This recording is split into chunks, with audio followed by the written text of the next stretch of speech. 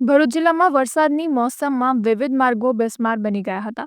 જોકે તંત્ર દ્વારા હજુ પણ ઘણા રસ્તાઓનું સમારકામ કરવામાં ઉદાસીનતા દાખવી હોવાનું જાણવા મળ્યું છે.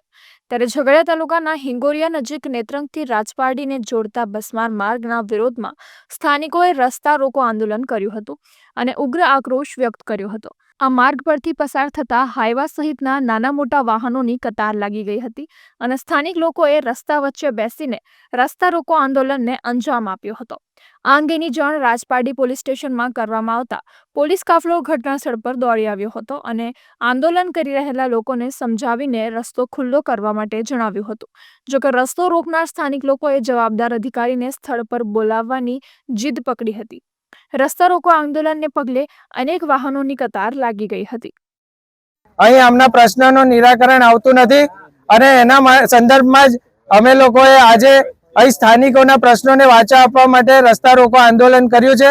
જ્યાં સુધી કોઈ જવાબદાર અધિકારી આવીને આ લોકોને ખાતરી નહીં આપે ત્યાં સુધી અમે અહીંયાથી હટવાના નથી.